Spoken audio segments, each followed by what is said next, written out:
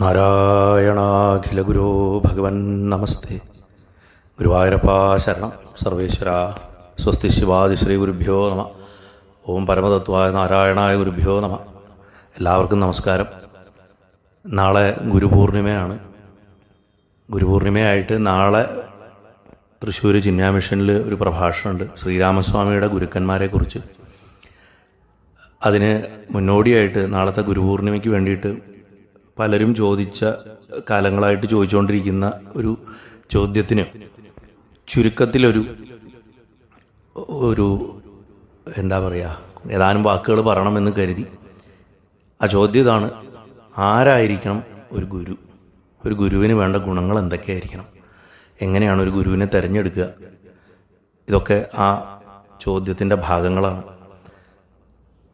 എൻ്റെ അനുഭവം വെച്ചിട്ട് എനിക്ക് പറയാൻ സാധിക്കുള്ളൂ, അല്ലാതെ മറ്റു വ്യക്തികൾക്ക് ഉള്ള അനുഭവങ്ങൾ വെച്ചിട്ട് എനിക്ക് സാധിക്കില്ല. ഈ ചോദ്യത്തിനൊക്കെ സാധാരണ ഞാൻ എല്ലാ പ്രഭാഷണങ്ങളും പറയണ ഒരു ഉത്തരം: നമുക്ക് ഗുരുവായിട്ട് ഭഗവാൻ മാത്രമേ ഉള്ളൂ. നമ്മുടെ പ്രാണനായിട്ട് നമ്മൾ കാണുന്ന ഏതൊരു ദേവതയുണ്ടോ, അത് ഗുരുവായൂരപ്പനാവാം, ശ്രീ മഹാദേവനാവാം, ജഗദംബികയാവാം, ഗണപതി ഭഗവാനാവാം, ശ്രീമുരുകനാവാം, അയ്യപ്പസ്വാമി ആവാം, ആരും ആവാം, ഏത് ദേവനും ആവാം. ആ ദേവനായിരിക്കും അല്ലെങ്കിൽ ആ ദേവിയായിരിക്കും നമ്മുടെ യഥാർത്ഥ ഗുരു. പക്ഷെ അങ്ങനെ നമ്മൾ സങ്കല്പിക്കുമ്പോൾ നമുക്ക് പലപ്പോഴും ഒരു ഉറപ്പ് കിട്ടാറില്ല. എന്താ ഉറപ്പ് കിട്ടാത്തത്? നമ്മൾ ശരിക്കും നമ്മളെ വഴി കാണിക്കുന്നുണ്ടോ, നമുക്ക് കൃത്യമായിട്ടുള്ള ഒരു ശിക്ഷണം കിട്ടുന്നുണ്ടോ എന്നൊന്നും നമുക്ക് ആദ്യകാലത്ത് തിരിച്ചറിയാൻ സാധിക്കില്ല. എന്നാലും നമ്മൾ കൃത്യമായി സമർപ്പണ ബുദ്ധിയോട് കൂടിയിട്ട് നമ്മുടെ ആ ഇഷ്ടദേവത തന്നെയാണ് നമ്മുടെ ഗുരു എന്ന സങ്കല്പത്തിൽ നമ്മൾ കഴിയുകയാണെങ്കിൽ നമുക്ക് തീർച്ചയായിട്ടും ആ ചൈതന്യം നമ്മളെ വഴി നടത്തുന്നതിൻ്റെ എല്ലാവിധ അനുഭവങ്ങളും ഉണ്ടാവും എന്നുള്ള കാര്യത്തിൽ സംശയമില്ല. ഒരു ഉദാഹരണത്തിന്, നമ്മളിപ്പോൾ ഗുരുവായൂരപ്പനെയാണ് ഗുരുനാഥനായിട്ട് കാണണമെന്നുണ്ടെങ്കിൽ ജീവിതത്തിലെ എല്ലാ സമസ്യകളിലും, ഉപാസന മാത്രമല്ല ലൗകികമായിട്ടുള്ള കാര്യങ്ങളിലും ഒക്കെ നമ്മൾ അദ്ദേഹത്തിൻ്റെ മാർഗനിർദ്ദേശം സ്വീകരിച്ചിട്ടാണ് മുന്നോട്ട് പോകുന്നത്. അത് നമ്മൾ മനസ്സുകൊണ്ടുള്ള ഭഗവാനോടുള്ള തുറന്ന സംഭാഷണത്തിൽ കൂടെ തന്നെ, കണ്ണും കാതും തുറന്നു വെച്ചിരിക്കുന്നതിൽ കൂടെ, ചുറ്റുവട്ടങ്ങളിൽ നിന്ന് സൂചനകളായിട്ടും മറ്റു വ്യക്തികൾ വഴി, എന്തിന് കൊച്ചുകുട്ടികൾ വഴി പോലും നമുക്ക് കൃത്യമായ മാർഗനിർദ്ദേശം ഭഗവാൻ തന്നിരിക്കും. അതിൽ യാതൊരു സംശയവുമില്ല. എന്നാലും ചില വിഷയങ്ങളിൽ, ചില സാധനാക്രമങ്ങളിലൊക്കെ നമുക്ക് ഒരു മനുഷ്യനായിട്ടുള്ള ഗുരുവിൻ്റെ സഹായം ആവശ്യമാണെന്നുള്ളൊരു ഘട്ടം വരും. അതും ഭഗവാൻ തന്നെയാണ് കൊണ്ടുതരേണ്ടത്. ഭഗവാൻ വാസ്തവത്തിൽ അവരിൽ കൂടെ പ്രവർത്തിക്കുകയാണ്. നമ്മൾ അത്തരം ഗുരുക്കന്മാരെ നമസ്കരിക്കുമ്പോൾ നമ്മൾ വാസ്തവത്തിൽ ഭഗവാനെ തന്നെയാണ് നമസ്കരിക്കുന്നത്. അവരെ ആദരിക്കുമ്പോൾ ഭഗവാനെ തന്നെയാണ് ആദരിക്കുന്നത്. അവരെ അനുസരിക്കുമ്പോൾ ഭഗവാനെ തന്നെയാണ് അനുസരിക്കുന്നത്.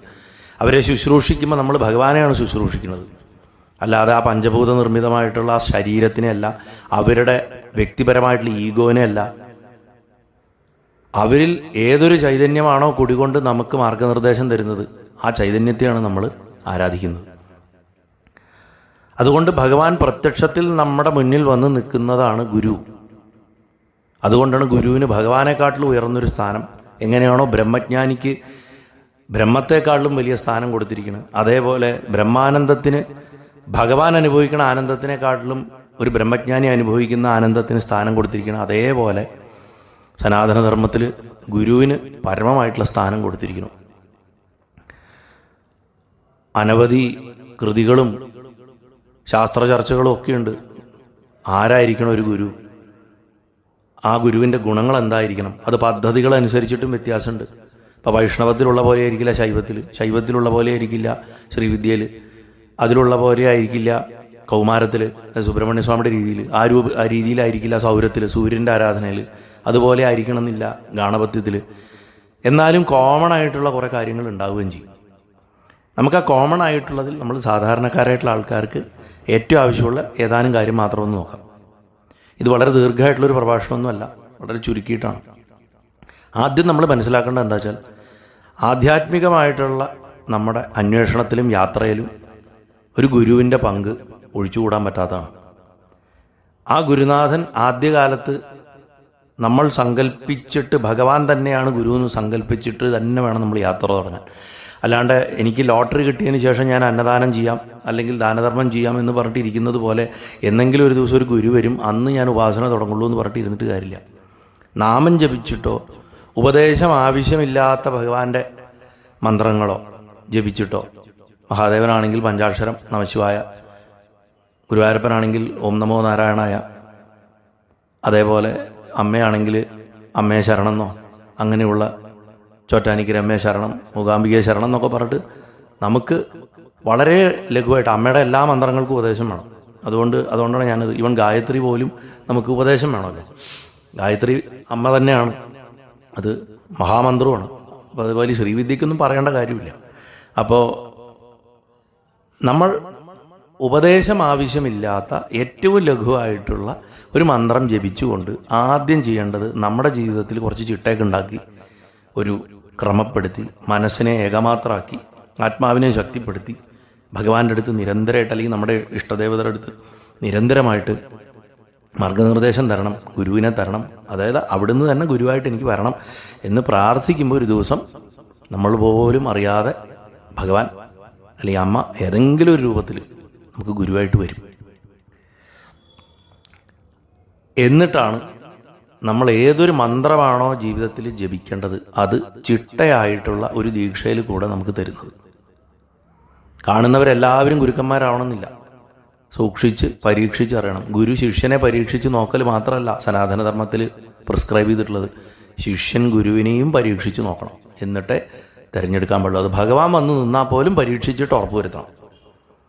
ഇതെൻ്റെ വാക്കല്ല, സാക്ഷാൽ മഹാദേവൻ്റെ വാക്കാണ്. മഹാദേവനാണല്ലോ ആദ്യത്തെ ഗുരു. സ്വസ്തി ശിവാദി ശ്രീ ഗുരുഭ്യോ നമഃ എന്നാണ് പറയുക നമ്മൾ. അങ്ങനെയുള്ള ആ ഗുരുവായൂരപ്പനാകുന്ന മഹാദേവനെ എല്ലാവരും മനസ്സുകൊണ്ട് സാഷ്ടാംഗം നമസ്കരിക്കുക. യോഗ്യനായിട്ടുള്ളൊരു ഗുരുവെന്ന് മന്ത്രദീക്ഷ സ്വീകരിക്കണതിൻ്റെ അനിവാര്യത സനാതനധർമ്മത്തിൽ മന്ത്രശാസ്ത്രാഭ്യാസത്തിൽ പ്രത്യേകിച്ചിട്ടും വളരെ വ്യക്തമായിട്ട് പറഞ്ഞിട്ടുണ്ട്. അത് വെറുതെ ഔപചാരികതയ്ക്ക് വേണ്ടിയിട്ട് സ്വീകരിക്കേണ്ട ഒരു ദീക്ഷയൊന്നുമല്ല. അതായത് ഒരു ഗുരു ഉണ്ടായാലേ എനിക്ക് മന്ത്രദീക്ഷ കിട്ടിയുള്ളൂ, അതിന് വേണ്ടിയിട്ട് ഞാൻ ഓൾറെഡി ജപിക്കുന്നുണ്ട്, എന്നാലും ഒരു ഫോർമാലിറ്റിക്ക് വേണ്ടിയിട്ട് ഞാനൊരു ദീക്ഷ എടുത്തു എന്നൊക്കെ പറയുന്ന ആൾക്കാരെ ഞാൻ കാണാറുണ്ട്.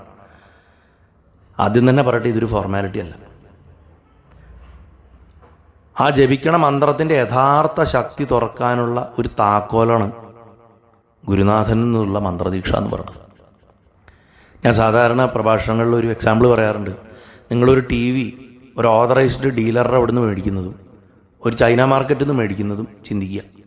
രണ്ടും വാങ്ങിയതിൻ്റെ പിറ്റേ ദിവസം കേടുവന്നു. ചൈന മാർക്കറ്റിൽ വാങ്ങിയത് നിങ്ങൾക്ക് ഒന്നും ചെയ്യാൻ പറ്റില്ല, അത് പോയി, അതിനി കിട്ടില്ല, ആ പൈസയും പോയി.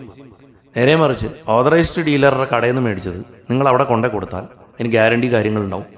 അവിടെ നേരാക്കാൻ പറ്റുവാണെങ്കിൽ അവിടെ നേരാക്കി തരും. ഇല്ലെങ്കിൽ അവിടുന്ന് അത് അതിൻ്റെ ഹോൾസെയിൽ ഡീലറുടെ അടുത്തേക്ക് പോകും. അവിടുന്ന് പറ്റിയില്ലെങ്കിൽ അതിൻ്റെ സ്റ്റോക്കിസ്റ്റ് സൂപ്പർ സ്റ്റോക്കിസ്റ്റിൻ്റെ വർക്ക്ഷോപ്പിലേക്കോ മെക്കാനിക് യൂണിറ്റിലേക്കോ പോകും. അവിടുന്ന് പറ്റിയില്ലെങ്കിൽ അത് ഫാക്ടറിക്ക് പോകും. അങ്ങനെ അത് നേരാക്കി നിങ്ങൾക്ക് തിരിച്ചു കിട്ടും. ഇതേപോലെ നമ്മളൊരു പ്രശ്നത്തിൽ നാളെ പെട്ടാൽ ഉപാസനാ വിഷയത്തിൽ ചൈന മാർക്കറ്റിൽ നിന്ന് കിട്ടണ മാതിരി ഏതെങ്കിലും യൂട്യൂബ് വീഡിയോ എന്നോ ഏതെങ്കിലും മാസികയെന്നോ അല്ലെങ്കിൽ ആരെങ്കിലും കടലാസിൽ എഴുതി തന്നിട്ടോ ആകെ ഒരു തവണ മാത്രം കണ്ടിട്ടുള്ള ഏതെങ്കിലും ഒരു സന്യാസി ഇന്ന മന്ത്രം തന്നു എന്നുള്ളതൊക്കെ കൊണ്ട് അതൊന്നും ചിട്ടയായിട്ടല്ലാതെ കലശാഭിഷേകം തുടങ്ങിയിട്ടുള്ള ക്രിയകളൊന്നും ചെയ്യാതെ തന്നിട്ടുള്ളതാണെങ്കിൽ ഈ ചൈന മാർക്കറ്റിൽ നിന്ന് വാങ്ങിയ ടിവിയുടെ അവസ്ഥയാണ്. നേരെ മറിച്ച് അതൊരു ഓതറൈസ്ഡ് ഡീലറുടെ അടുത്തു നിന്നാണെങ്കിൽ നിങ്ങൾക്ക് ഇന്നൊരു പ്രശ്നം വന്നാൽ നിങ്ങളെ സഹായിക്കാൻ നിങ്ങളുടെ ഗുരുനാഥൻ ഉണ്ടാവും. ആ ഗുരുനാഥൻ്റെ രൂപത്തിൽ ഭഗവാൻ സഹായിക്കും. ഇനി അവിടെ നിന്ന് സഹായം കിട്ടിയില്ലെങ്കിൽ ആ ഗുരുനാഥൻ്റെ രൂപത്തിൽ സഹായം വരും. അവിടുന്ന് സഹായം കിട്ടിയില്ല അതിന് മുകളിലുള്ള ഗുരുപരമ്പരകളിൽ നിന്ന് സഹായം കിട്ടും. എവിടുന്നും സഹായം ഇല്ലെങ്കിൽ അതിൻ്റെ ഏറ്റവും മുകളിലിരിക്കുന്ന മഹാദേവൻ്റെ നിന്ന് നാരായണൻ്റെ നിന്ന് നിങ്ങൾക്ക് സഹായം കിട്ടിയിരിക്കും, അല്ലെങ്കിൽ അമ്മയുടെ നിന്ന് സഹായം കിട്ടിയിരിക്കും. അവരൊക്കെ ആ ഒരു ചെയിനിൽ വരുന്ന കണ്ണികളാണ്. അതുകൊണ്ടാണ് മന്ത്രത്തിൻ്റെ യഥാർത്ഥ ശക്തി തുറക്കാനുള്ള താക്കോല എന്ന് പറയുക. കാരണം ഈ മന്ത്രങ്ങളൊക്കെ ഭഗവാനിൽ നിന്നാണ് ഉത്ഭവിക്കുന്നത്. ആ ചൈതന്യത്തിൻ്റെ പാരമ്പര്യത്തിൽ വേണം നമ്മൾ വരാൻ. നമ്മളിപ്പോൾ പറയില്ലേ, എൻ്റെ കയ്യിലുള്ള ഈ സ്ഥലം, ഇന്ന സ്ഥലം എൻ്റെ മുത്തച്ഛൻ്റെ മുത്തച്ഛൻ പണ്ട് വാങ്ങിയിട്ടതാണ്, അതുകൊണ്ട് എനിക്കിന്ന് ഗുണമായി. അതുപോലെ അത് പിടിച്ചെടുക്കാതെ പാരമ്പര്യമായിട്ട് സ്നേഹം കൊണ്ട് നമുക്ക് കിട്ടി കിട്ടി കിട്ടി വരുന്ന പോലെ തന്നെയാണ്. ഏത് പൂർവീക സ്വത്ത് പോലെയാണ് പരമ്പരകളിൽ കൂടെ വരുന്ന മന്ത്രത്തിൻ്റെ ശക്തി. യാമളങ്ങളിൽ, മന്ത്രഗ്രന്ഥങ്ങളിൽ, പൗരാണികമായിട്ടുള്ള ഗ്രന്ഥങ്ങളിലൊക്കെ ഗുരു എന്ന് പറഞ്ഞാൽ തന്നെ മഹാവിദ്യ തരുന്നതാണ്. എന്താ മഹാവിദ്യ? ഏതൊരു അറിവ് കൊണ്ടാണോ സകല പാപങ്ങളും നശിക്കുന്നത്. സകല പാപങ്ങളും നശിക്കുക പറഞ്ഞാൽ നമ്മുടെ കർമ്മദോഷങ്ങൾ നശിക്കുന്നത്.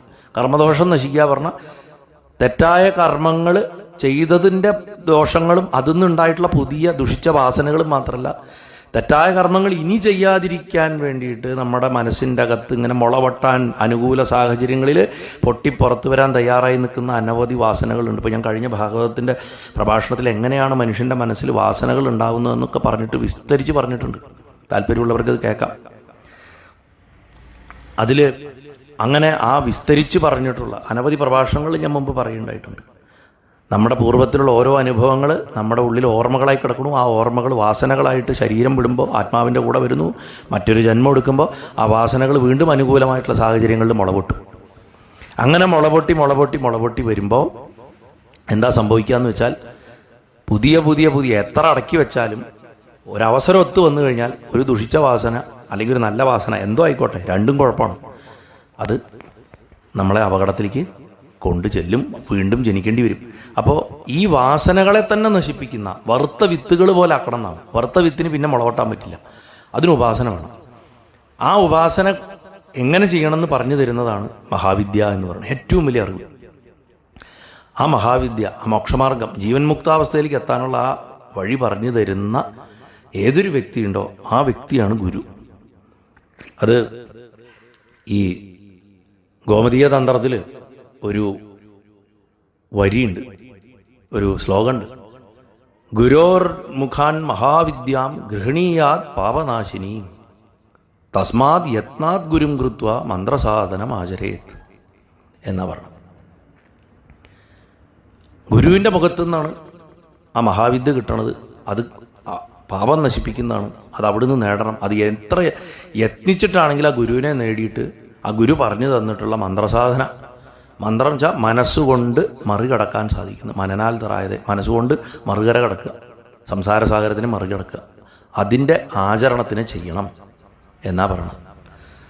അതുകൊണ്ടൊരു യോഗ്യനായിട്ടുള്ളൊരു ഗുരുവിനെ കണ്ടെത്തിയിട്ട് ആ കണ്ടെത്താൻ അശ്രാന്ത പരിശ്രമം നടത്തണം. ഭഗവാനോട് നിരന്തരം പ്രാർത്ഥിക്കണം, സൂക്ഷ്മമായിട്ട് നിരീക്ഷിച്ചുകൊണ്ടിരിക്കണം. എനിക്ക് സാധിക്കുന്നത് ആരാണ്, എനിക്ക് യോഗ്യനായിട്ടുള്ളൊരു ഗുരു ആരാണ് എന്ന് സദാ നോക്കിക്കൊണ്ടിരിക്കണം. ചാടി കയറിയിട്ട് ഒരാളെ തിരഞ്ഞെടുക്കരുത്. ഭഗവാന്റെ നിന്ന് കൃത്യമായിട്ടുള്ളൊരു സൂചന കിട്ടും. നമ്മുടെ പ്രാർത്ഥന ആത്മാർത്ഥമാണെങ്കിൽ ഭഗവാൻ കാണിച്ചു തരും. അത് കിട്ടിയതിന് ശേഷം, അങ്ങനെ ശ്രമം ചെയ്ത് കിട്ടിയതിന് ശേഷം മാത്രമേ ആ ഗുരുവിൽ നിന്ന് മന്ത്രം സ്വീകരിച്ച് മന്ത്രസാധന തുടങ്ങാൻ പാടുള്ളൂ എന്നാ പറഞ്ഞു. ഗുരുവിൻ്റെ പദത്തിൻ്റെ അർത്ഥം ഈ ഗുരുഗീതയിലൊക്കെ വിസ്തരിച്ച് പറയുന്നുണ്ട്. സാധാരണ ഗുരു എന്ന് പറഞ്ഞാൽ ഗൂച്ച ഇരുട്ടും ഗുരു എന്ന് പറഞ്ഞാൽ തകർക്കണേ എന്നതാണ് അർത്ഥം. എന്നാൽ ഇവിടെ ഗുരുഗീതയിൽ, ഗുരുഗീത വളരെ വിശേഷപ്പെട്ട മറ്റൊരു കൃതിയാണ്. എന്നെങ്കിലും ഭഗവാൻ അനുഗ്രഹിക്കുകയാണെങ്കിൽ അത് വിസ്തരിച്ച് പറയാം. ഗകാരസിദ്ധിത പ്രോക്തോ രേഭ ഭാവസ്യ ദാഹക ഉകാര ശംഭുരിത്യുക്ത സ്ത്രിധാത്മാ ഗുരുരവ്യയ. ഗ എന്നുള്ള ശബ്ദം കൊണ്ട് സിദ്ധിയാണ് പറയുന്നത്. ഒരു ഗുരു മൂലം കിട്ടുന്ന സിദ്ധി, അഥവാ ആർക്കാണോ സിദ്ധി തരാൻ പറ്റുന്നത്. എന്താ സിദ്ധി? ആധ്യാത്മികമായിട്ടുള്ള തിരിച്ചറിവ്, അഥവാ ഞാൻ ബ്രഹ്മം തന്നെ എന്ന ബോധമാണ് ഏറ്റവും വലിയ സിദ്ധി. അല്ലാതെ ബാക്കി മണലിനെ ലഡുവാക്കുക, ഇവിടെ നിന്ന് അപ്രദക്ഷിണമായിട്ട് വേറൊരു സ്ഥലത്ത് വരിക, തീയിൽ കിടന്ന് ഉരുളുക, വെള്ളത്തിൻ്റെ മുകളിൽ നടക്കാൻ പറ്റുക, കണ്ണി കണ്ടവരെയൊക്കെ ആകർഷിക്കുക, വശീകരിക്കുക, വേറെ ചിലരെയൊക്കെ ഒരു നോട്ടം കൊണ്ട് ഭസ്മാക്കി കൊല്ലുക, ഇതൊന്നുമല്ല യഥാർത്ഥ സിദ്ധി. അവനവനെ തിരിച്ചറിയുന്നതാണ് സിദ്ധി. ആധ്യാത്മിക ശക്തികളെ ആർക്ക് തരാൻ സാധിക്കുന്നുവോ, കൂട്ടത്തിലിങ്ങനെ സ്പെഷ്യൽ ഇഫക്റ്റ് പോലെ ഇതൊക്കെ വരുന്നു മാത്രം, പക്ഷെ അതിലൊന്നും ശ്രദ്ധ പോരുത്. യഥാർത്ഥത്തിൽ ബ്രഹ്മബോധം ഉണ്ടാക്കി തരാൻ സാധിക്കുന്ന ആളാരാണോ, അതിലേക്ക് വഴി കാണിച്ചു തരാൻ സാധിക്കുന്ന ആരാണോ, ആ ശബ്ദമാണ് ഗ എന്നുള്ള ശബ്ദം. ആ ഗകാരം കൊണ്ട് അങ്ങനെയുള്ള സിദ്ധി തരുന്ന ആൾ എന്നർത്ഥം എന്ന് മനസ്സിലാക്കിക്കൊള്ളണം. രേഭം രു ശബ്ദം കൊണ്ട് പാപത്തിനെ കത്തിക്കുന്നവൻ. അപ്പോൾ എങ്ങനെയാണ് പാപത്തിനെ, നമ്മുടെ കർമ്മദോഷങ്ങളെ, പൂർവ്വകർമ്മദോഷങ്ങളെ മുഴുവൻ, ഇപ്പോൾ ഈ ജന്മത്തിൽ ചെയ്ത ദോഷങ്ങളെ മുഴുവൻ തന്നിലേക്ക് സ്വീകരിച്ച് അതിനെ തൻ്റെ തപശക്തി കൊണ്ട് ദഹിപ്പിച്ചിട്ടാണ് ഗുരുനാഥൻ നമ്മളെ രക്ഷിക്കണത്, നമുക്ക് ഈ സിദ്ധികളൊക്കെ തരണത്. അപ്പോൾ ഒരു കാര്യം മനസ്സിലാക്കണം, നമ്മൾ ചെന്നിട്ട് ഏതൊരാളെയും ഗുരുവായിട്ട് സ്വീകരിക്കുമ്പോൾ ആ വ്യക്തിക്ക് നമ്മൾ ചെയ്തു കൂട്ടിയ കർമ്മഫലങ്ങൾ സ്വീകരിക്കാനുള്ള കഴിവ് കൂടി ഉണ്ടോ എന്നൊന്ന് അറിഞ്ഞിട്ടേ പോകാവൂ, ഇല്ലെങ്കിൽ വലിയ അപകടം സംഭവിക്കും. അതേമാതിരി ഒരു ശിഷ്യനെ സ്വീകരിക്കുമ്പോൾ ഗുരുനാഥനും തന്നെക്കൊണ്ട് ഈ വ്യക്തിയുടെ കർമ്മഫലങ്ങൾ മുഴുവനായിട്ട് ജന്മജന്മങ്ങളായിട്ടുള്ളത് മുഴുവൻ സ്വീകരിച്ച് അവനെ ശുദ്ധീകരിക്കാൻ പറ്റുമെന്ന് സ്വീകരിച്ചതിന് ശേഷം മാത്രമേ ശിഷ്യന്മാരെ ഉണ്ടാക്കാൻ പാടുള്ളൂ, ഇല്ലെങ്കിൽ വലിയ അപകടം സംഭവിക്കും. കാരണം അങ്ങനെ മറുകര കടത്തിവിടാനുള്ള ആത്മശക്തിയുള്ള ആ സിദ്ധിയുള്ള ഗുരുവിന് മാത്രമേ ശിഷ്യന് മന്ത്രത്തിൻ്റെ സിദ്ധി കൊടുക്കാൻ സാധിക്കുള്ളൂ. ശിഷ്യൻ ജപിച്ച് ആ മന്ത്രം സിദ്ധമാവണമെങ്കിൽ ഗുരുവിനത് സിദ്ധമായിരിക്കണം. അപ്പം സിദ്ധി എന്ന് പറഞ്ഞാൽ എന്താ? സിദ്ധി എന്ന് പറഞ്ഞു കഴിഞ്ഞാൽ ഒരു മന്ത്രത്തിൻ്റെ മുകളിലുള്ള പരിപൂർണ നിയന്ത്രണമാണ്. ആ പരിപൂർണ നിയന്ത്രണം, ആ മന്ത്രം പൂർണ്ണമായിട്ടും സ്വാധീനമായിട്ടിരിക്കുമ്പോൾ ആ മന്ത്രത്തിനെ അനവധി സാഹചര്യങ്ങളിൽ നിശ്ചിതമായിട്ടുള്ള ഫലങ്ങൾ ഉണ്ടാക്കാൻ വേണ്ടിയിട്ട് ഉപയോഗിക്കാൻ കഴിയുക എന്നുള്ളതാണ്. ശാസ്ത്രങ്ങളിൽ പറയുന്ന പ്രകാരം ഇപ്പം ചില ആൾക്കാരുണ്ട്, 1000 തവണ ഈ മന്ത്രം കൊണ്ട് ഹോമിച്ചാൽ നിങ്ങൾക്ക് ഇന്ന ആഗ്രഹം സാധിക്കും എന്ന് പറഞ്ഞിട്ട് അത് ചുമ്മാ ചെയ്യും. ഇന്ന് നമ്മൾ ചെയ്യുന്ന പല ഹോമങ്ങളിലും ആ മന്ത്രത്തിൽ ആ ഹോമത്തിൽ ഉപയോഗിക്കുന്ന മന്ത്രങ്ങളൊന്നും സിദ്ധി വരുത്തിയവരൊന്നുമല്ല പലപ്പോഴും വന്ന് ഹോമിക്കുന്നത്. അവരത് ആകെ ജപിക്കുന്നത് ചിലപ്പോൾ അവിടെ വരുമ്പോഴായിരിക്കും. ചിലർ കണ്ട പുസ്തകം നോക്കിയിട്ട് ജപിക്കണതാണ്. ഇപ്പം ചില വലിയ ആശ്രമങ്ങളിലൊക്കെ വലിയ കൂട്ടായിട്ടുള്ള ഹോമം നടത്തുമ്പോൾ അതിൻ്റെ വീഡിയോസ് ശ്രദ്ധിച്ചറിയാം, പുസ്തകം നോക്കിയിട്ടായിരിക്കും മന്ത്രം ചൊല്ലുന്നത്. അങ്ങനെയുള്ളവർ ചൊല്ലിയിട്ട് ഒരു കാര്യമില്ല. കേൾക്കുമ്പോൾ സങ്കടം തോന്നും, ഇത് ചെയ്യുന്നവർക്ക് ഇത് കേൾക്കുമ്പോൾ വിഷമവും തോന്നാം. അതുകൊണ്ട് ദുരന്തം മാത്രം സംഭവിക്കുക.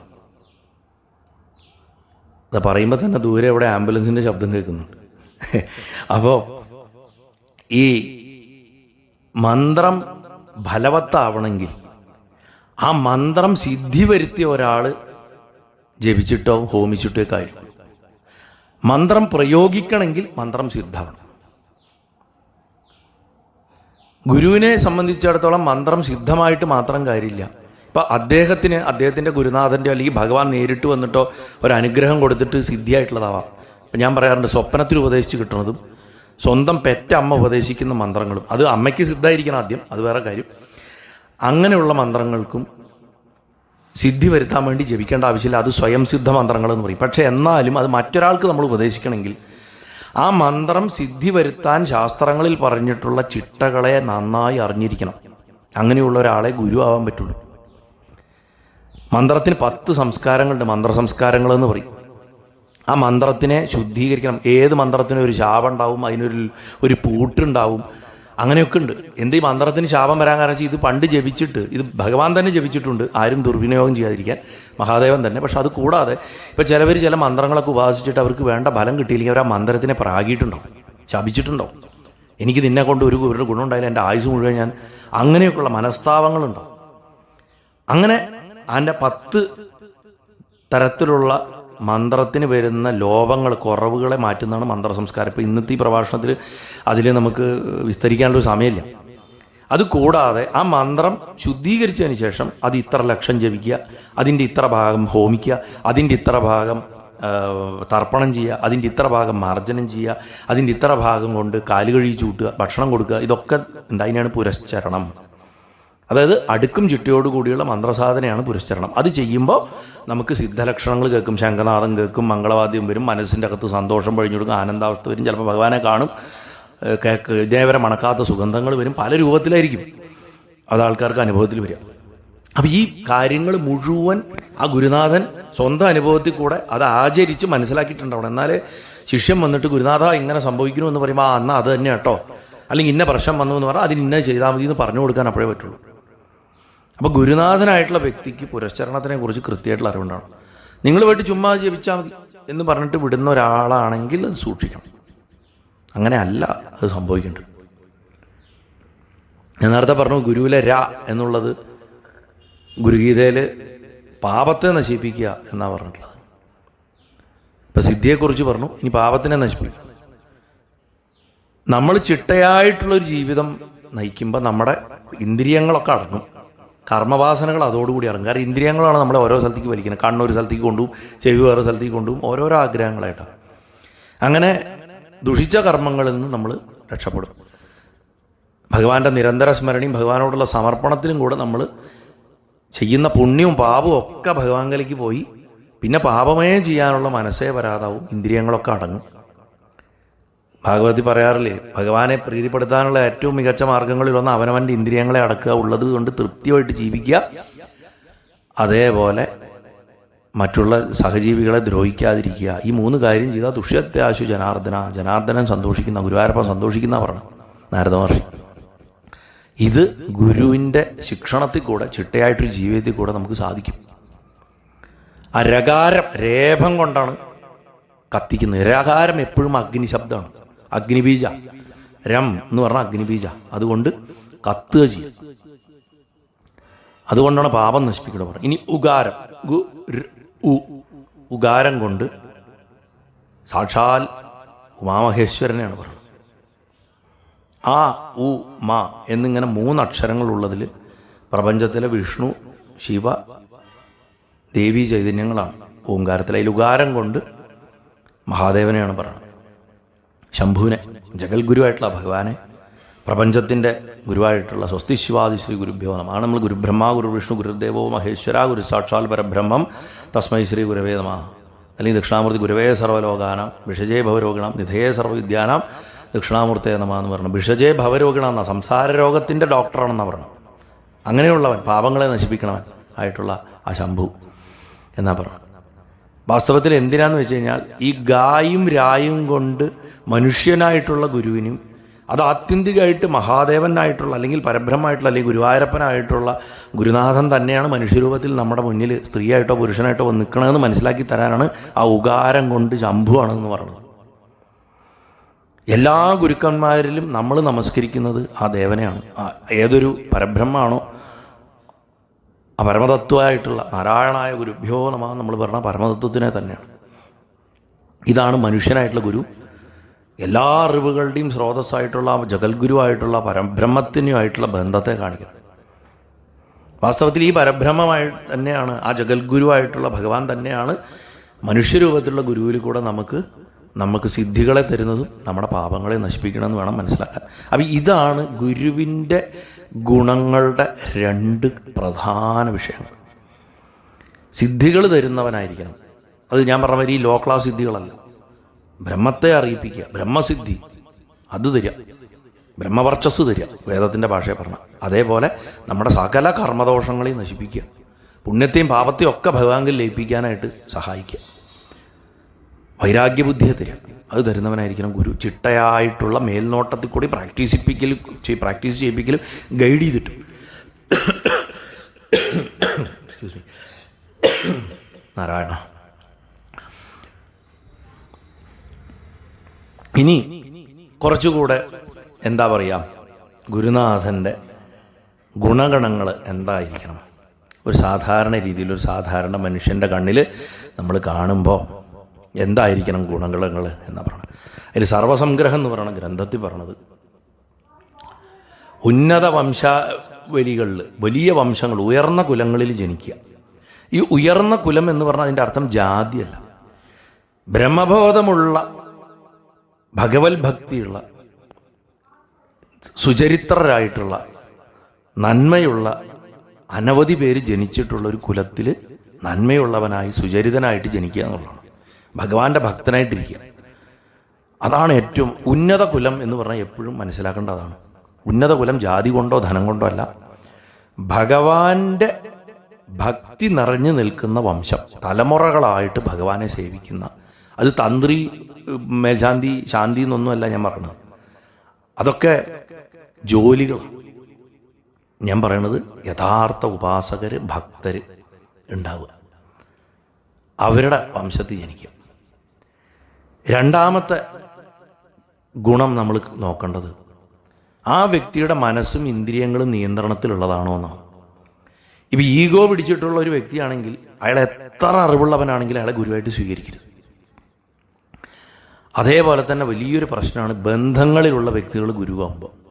ചിലവർക്ക് അച്ഛൻ ഗുരുവായിരിക്കും, ചിലർക്ക് അമ്മ ഗുരുവായിരിക്കും, ചിലർക്ക് ഭർത്താവ് ഗുരുവായിരിക്കും, ചിലർക്ക് ഭാര്യ ഗുരുവായിരിക്കും, ചിലർക്ക് മകൻ ഗുരുവായിരിക്കാം. ഇവിടെയൊക്കെ എന്താ വെച്ചാൽ ഈ വ്യക്തിബന്ധങ്ങൾ കലർന്നിട്ട് വരുമ്പോൾ ഈ ഗുരു ആണെന്നുള്ളത് ഈ ഗുരുവായിട്ട് ഇരിക്കുന്ന ആൾ ആദ്യം മറക്കും.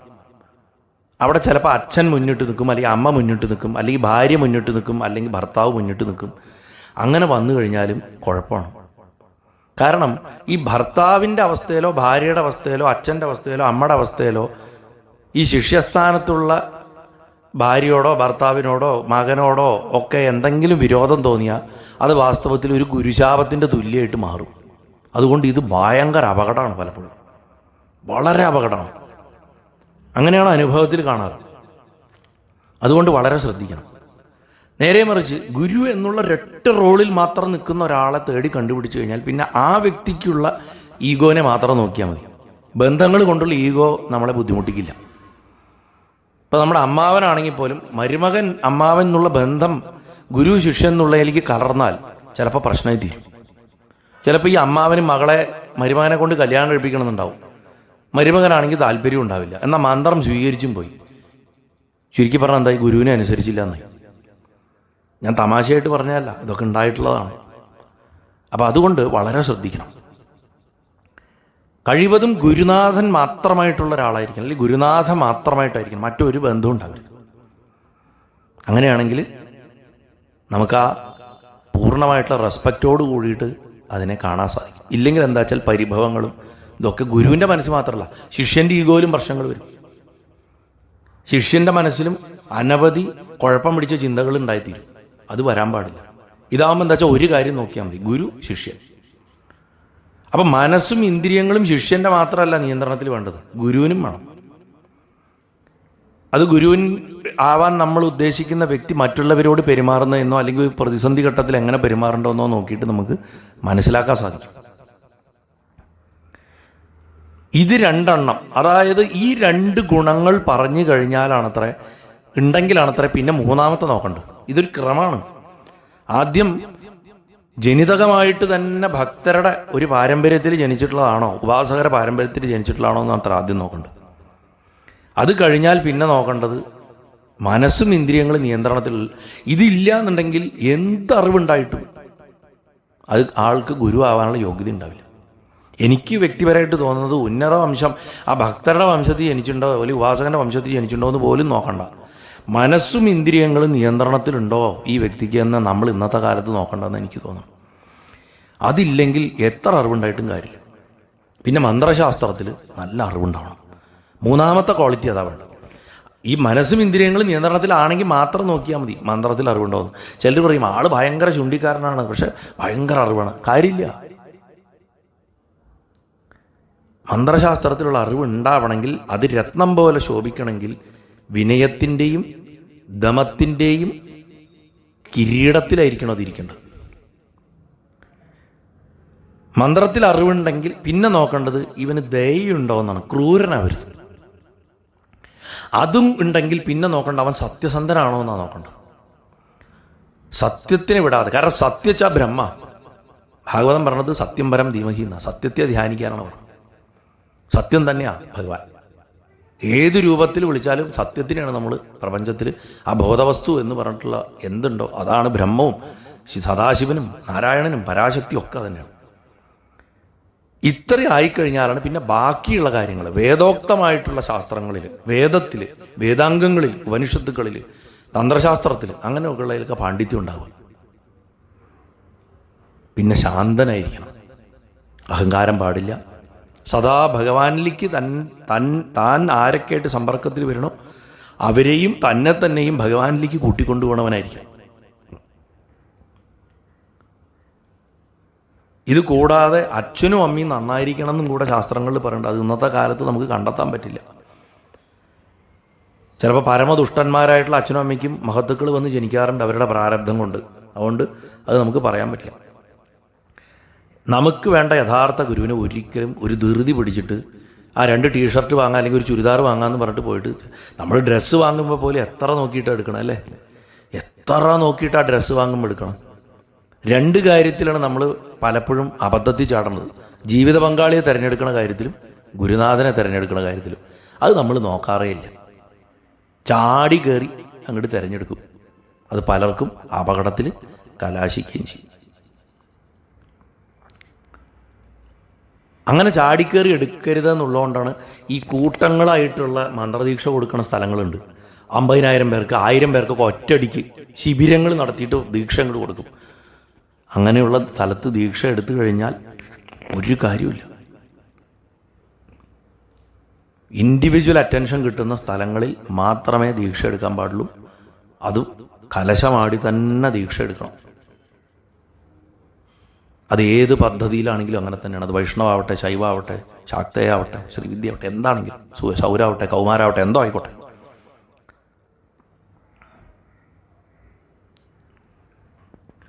രുദ്രയാമള തന്ത്രത്തിൽ ഗുരുമഹിമ ഗുരുകൃത്യ എന്ന് പറഞ്ഞിട്ടൊരു ഭാഗമുണ്ട്. അതിലെ പടല, ആ പടലത്തിൽ ഒരു ശ്ലോകമുണ്ട്. അതിൽ കുറച്ചുകൂടെ ഗുണങ്ങൾ പറയുന്നുണ്ട്. ഇതൊക്കെ നമുക്കൊന്ന് മനസ്സിലാക്കാനാണ്. താല്പര്യമുള്ളവർക്ക് ഈ ഗ്രന്ഥങ്ങളൊക്കെ അന്വേഷിച്ച് കണ്ടുപിടിക്കാൻ ഇതൊക്കെ കിട്ടുന്നതാണ്.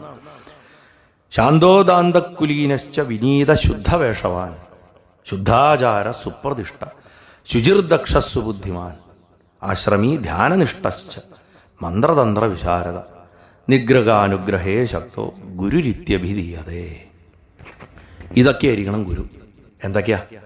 ശാന്തനായിരിക്കണം, ക്ഷമയുണ്ടാവണം, വിനയം ഉണ്ടാവണം, കുലീനനായിരിക്കണം, ശുദ്ധമായിട്ടുള്ള വസ്ത്രം ധരിക്കണം, ശുദ്ധാചാരനായിരിക്കണം, സുപ്രതിഷ്ഠനായിരിക്കണം, എപ്പോഴും ഇളകി മറിഞ്ഞുകൊണ്ടിരിക്കുന്ന ആളായിരിക്കരുത്, ഉറച്ചിരിക്കണം.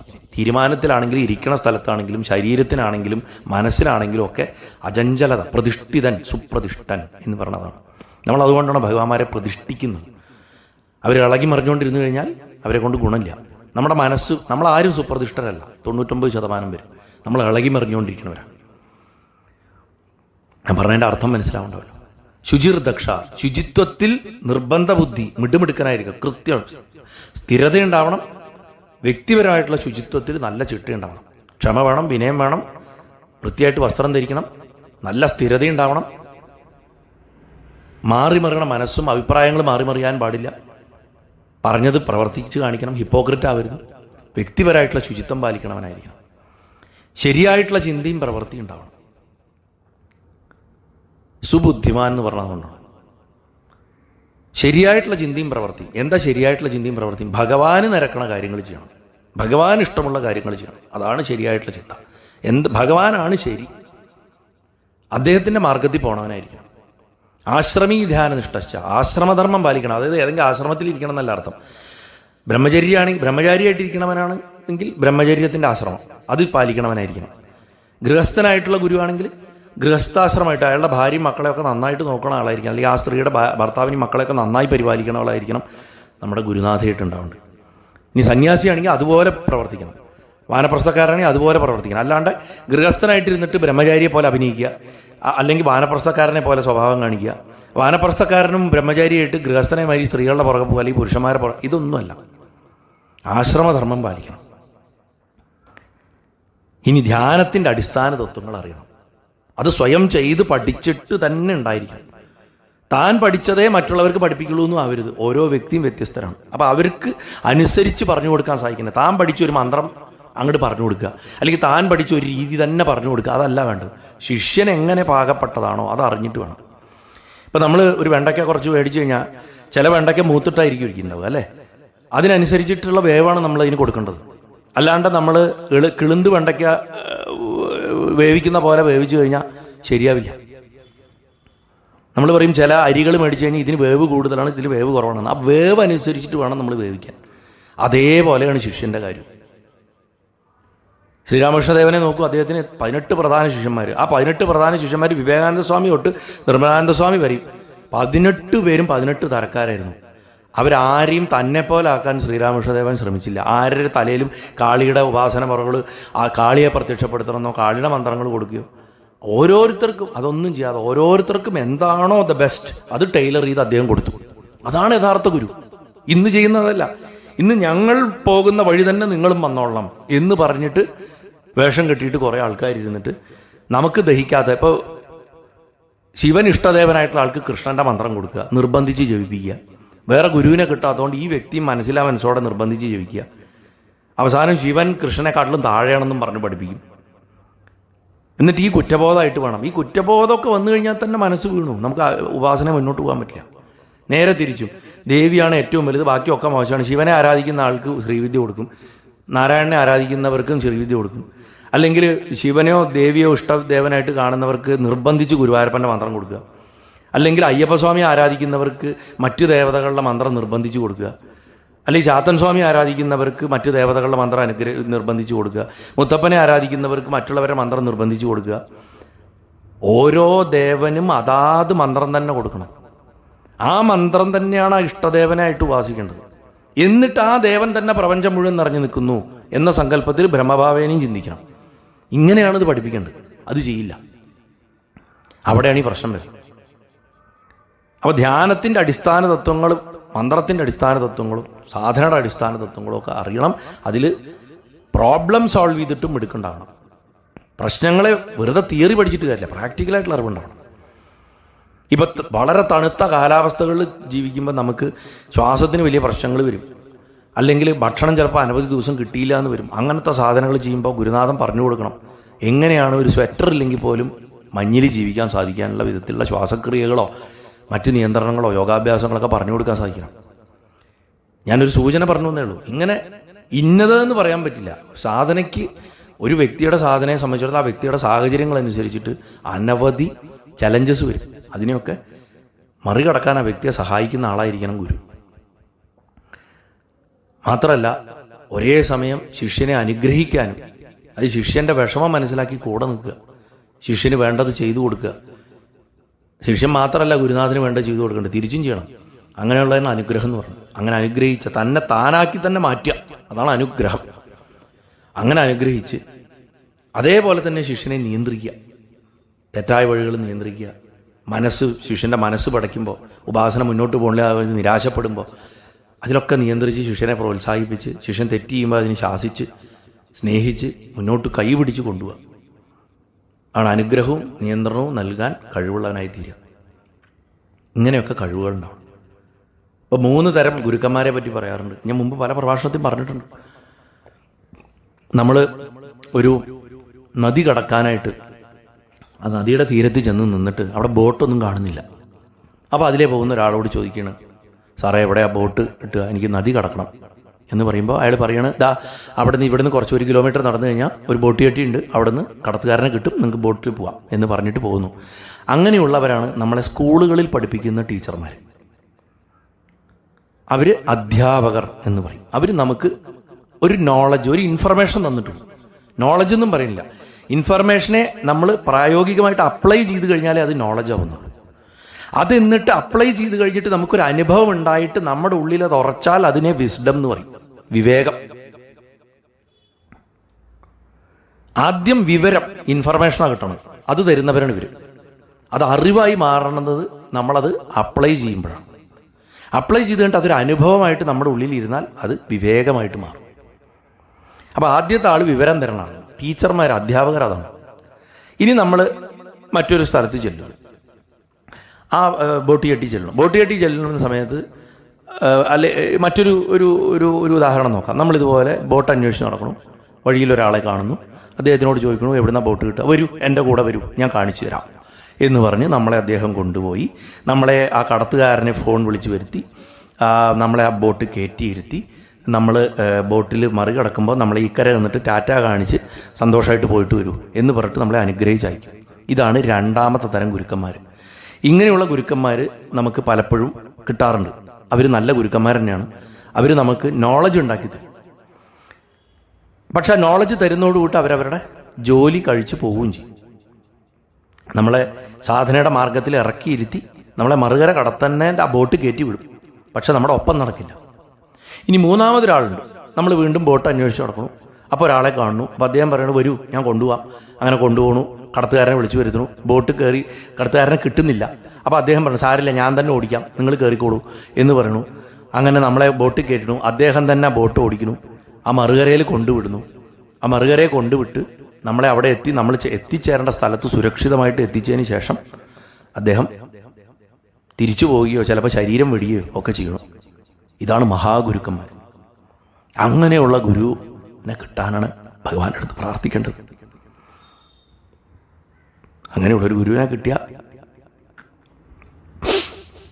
അതിൽ പല ഒരു സന്തോഷം അല്ലെങ്കിൽ ഒരു സാഫല്യം വേറെ നമുക്ക് ജീവിതത്തിൽ വരാനില്ല. ഗുരുവായൂരപ്പൻ തന്നെ വന്നു നമുക്ക് ഗുരുവായിട്ട് നമുക്ക് ഉറപ്പാക്കാം. ഗുരുവായൂരപ്പ, അങ്ങനെയുള്ള ആ ഭഗവാനെ, അങ്ങനെയുള്ള ആ ഗുരുവിനെ അറിയുന്നതിന് തന്നെയാണ് ഞാൻ തന്നെയാണ് ഗുരു, ഞാൻ തന്നെയാണ് ഭഗവാൻ, ഞാൻ തന്നെയാണ് ബ്രഹ്മം, ഇത് മൂന്നും ഒന്നാണ്. തത്വം, അത് നീ ആകുന്നു എന്ന് തത്വമസി എന്നിരിക്കുന്നു. ആ തത്വം അറിയാനുള്ള ആകാംക്ഷയാണ് ജിജ്ഞാസ, തത്വജിജ്ഞാസ എന്ന് പറയും. തത്വത്തിൻ്റെ സാരത്തിനെ അറിയാൻ. എന്താ തത്വം? സത്യമായിട്ടുള്ള എന്തൊരു വസ്തു ഉണ്ടോ അതിൻ്റെ ഉൾക്കാമ്പ്, സാരം, സത്യത്തിൻ്റെ സാരം അറിയാനുള്ള ആഗ്രഹം, അതിനെയാണ് തത്വജിജ്ഞാസ എന്ന് പറയുന്നത്. ഈ തത്വജിജ്ഞാസയാണ് ഭാഗവതം മുഴുവൻ. കാരണം അതുകൊണ്ടാണ് സത്യം പരം ധീമഹി എന്ന് പറഞ്ഞു വെച്ചത്. ഭാഗവതം അത് വൃത്തിയായിട്ട് പറയുന്നുണ്ട്. വദന്തി തത്വവിദസ്തത്വം യജ്ഞാനമദ്വയം ബ്രഹ്മേതി പരമാത്മേതി ഭഗവാനിതി ശബ്ദതേ. പരമമായിട്ടുള്ള സത്യം 3 ഘട്ടങ്ങളിൽ കൂടെയാണ് തിരിച്ചറിയപ്പെടുന്നത്. ആ 3ഉം ഒന്ന് തന്നെയാണ് വാസ്തവത്തിൽ. നിരാകാരമായിട്ടുള്ള ബ്രഹ്മം അതേപോലെ, അതായത് എല്ലായിടത്തും പരന്നിരിക്കുന്ന നിരാകാരമായിട്ടുള്ള പരബ്രഹ്മം, ആ ബോധം, പ്രപഞ്ചത്തിൽ മുഴുവൻ കാണുന്നതിലും കാണാത്തതിലും ഒക്കെ നിറഞ്ഞു നിൽക്കുന്ന ആ ബോധം, അതേമാതിരി അന്തര്യാമയായിട്ട് നമ്മുടെ ആത്മാവായിട്ടിരിക്കുന്ന പരമാത്മാവ്, അതുപോലെ സാക്ഷാൽ ഗുരുവായൂരപ്പൻ, ഭഗവാൻ, അല്ലെങ്കിൽ മഹാദേവൻ, അല്ലെങ്കിൽ അമ്മ, അല്ലെങ്കിൽ ഗണപതി ഭഗവാൻ, ഏത് രൂപത്തിലാണോ നമ്മൾ ആരാധിക്കുന്ന ആ ഭഗവാൻ, ഇത് 3ഉം വാസ്തവത്തിൽ ഒന്നാണ് എന്ന് ഭാഗവതം വ്യക്തമായിട്ട് പറഞ്ഞിട്ടുണ്ട്. ഇത് മനസ്സിലാക്കണം, അടിച്ചുറപ്പിച്ച് മനസ്സിലാക്കണം.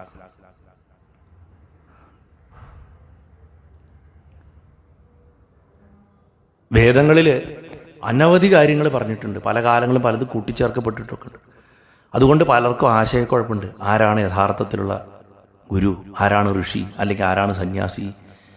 നമ്മുടെ നാട്ടിൽ ഏറ്റവും വലിയ മണ്ടത്തരം എന്ന് പറഞ്ഞു കഴിഞ്ഞാൽ, മഹർഷിമാരെ വരയ്ക്കുമ്പോൾ അവർക്കൊക്കെ കാവ്യവസ്ത്രം വരച്ചു കൊടുക്കും. വസിഷ്ഠനെ വരയ്ക്കുമ്പോൾ കാവ്യവസ്ത്രം, വിശ്വാമിത്രനെ വരയ്ക്കുമ്പോൾ കാവ്യവസ്ത്രം, അഗസ്ത്യനെ വരയ്ക്കുമ്പോൾ കാവ്യവസ്ത്രം, അത്രിയെ വരയ്ക്കുമ്പോൾ കാവ്യവസ്ത്രം, ദുർവാസാവിനെ വരയ്ക്കുമ്പോൾ കാവ്യവസ്ത്രം. ഇവരൊക്കെ ഋഷിമാരായിരുന്നു. കാവി സന്യാസിയാണ്. സന്യാസി ഋഷിയും വെവ്വേറെയാണ്. ഋഷിമാർക്ക് പത്നിമാരും ഗാർഹസ്ഥ്യം ഒക്കെ ഉണ്ടായിരുന്നു. ഇതൊന്നും ഒരു വിവരമില്ലാണ്ടാണ് ആൾക്കാർ. ഇപ്പം ഞാൻ പലപ്പോഴും പറയാറുണ്ട്, ഇന്ന് കേരളത്തിൽ എവിടെ ഇറങ്ങി കിടന്നാലും കാവ് കൊണ്ടുകൊടുത്ത ആൾക്കാരെ കാണാം.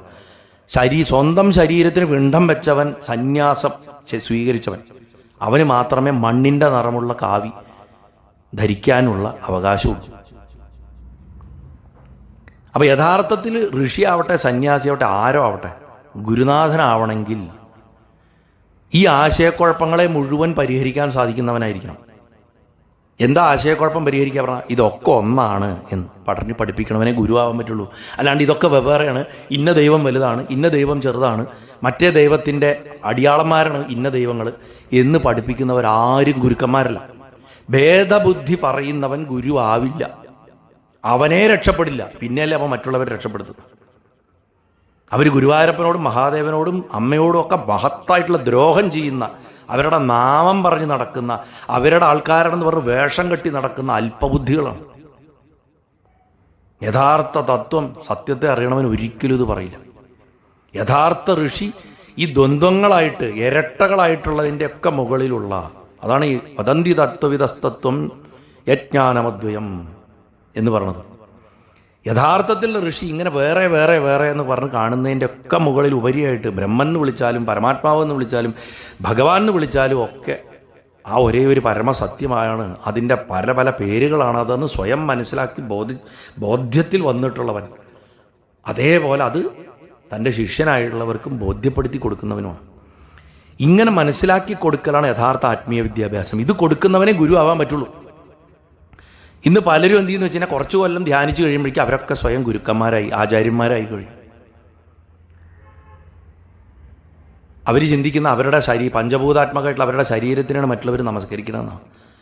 മറ്റുള്ളവർ വാസ്തവത്തിൽ നമസ്കരിക്കുന്നത് അവർ ആ നമസ്കരിക്കുന്നവർ കാണുന്ന ആ ബ്രഹ്മത്തെയാണ് അവർ ഈ ഗുരുക്കന്മാരുടെ ശരീരത്തിൽ നമസ്കരിക്കുന്നത്. പക്ഷേ ഗുരുക്കന്മാർക്ക് ആ ബോധമില്ല. ശിഷ്യന്മാരായിട്ടുള്ള നമസ്കരിക്കുന്നവർക്ക് അതിലും ബോധമുണ്ട്. അതാണ് അവരുടെ ഭാഗ്യം. കുറച്ചു കാലം ധ്യാനിക്കുമ്പോഴേക്കും അല്ലെങ്കിൽ കുറച്ചു കാലം സാധനം എന്തെങ്കിലുമൊക്കെ കാട്ടിക്കൂട്ടി ചെയ്യുമ്പോഴേക്കും മറ്റുള്ളവരെ പഠിപ്പിക്കാൻ തുടങ്ങും. അവരൊക്കെ സർട്ടിഫൈഡ് ഇൻസ്ട്രക്ടേഴ്സായിട്ട് മാറും. മന്ത്രദീക്ഷ പോലും ഇല്ലാത്ത ആൾക്കാരെ കൊണ്ട് ക്ലാസ്സുകൾ എടുപ്പിക്കുന്ന എത്രയോ ഇൻസ്റ്റിറ്റ്യൂട്ടുകൾ നമ്മുടെ കാലഘട്ടത്തിലുണ്ട്. ഇപ്പോൾ പണ്ടത്തെ കാലത്ത് ഒരു ക്ലാസ്സിൽ ടീച്ചർക്ക് ചിലപ്പോൾ എവിടെയെങ്കിലും പുറത്ത് പോകണമെങ്കിൽ വന്ന ക്ലാസ്സിലെ മിടുക്കനായിട്ട് പഠിക്കുന്ന കുട്ടിയെ കൊണ്ടോ അല്ലെങ്കിൽ ആ ക്ലാസ് ലീഡറെ കൊണ്ടോ ക്ലാസ് ഒന്ന് നോക്കാനോ സംസാരിക്കാതിരിക്കും കുട്ടികളുടെ പേരെഴുതിപ്പിക്കാനോ പറഞ്ഞിട്ട് പോണ രീതിയുണ്ട്. ചില അധ്യാപകരുണ്ട് മിടുക്കന്മാരായിട്ടുള്ള കുട്ടികളുടെ അടുത്ത് ടെക്സ്റ്റ് ബുക്ക് വായിക്കാൻ പറഞ്ഞിട്ട് അവരിരുന്ന് ഉറങ്ങും, അല്ലെങ്കിൽ അവർ പുറത്തേക്ക് പോകും. ഇതുപോലെയാണ് ഇന്ന് പല ഉപദേശം കൊടുക്കുന്ന ഇൻസ്റ്റിറ്റ്യൂട്ടുകളിലും നടക്കുന്നത്. ഭാഗവതം കൃത്യമായിട്ട് പറയുന്നുണ്ട്, ഋഷിമാരിലൂടെ ഒഴുകി വരുന്ന ആ വേദത്തിൻ്റെ അറിവിനെ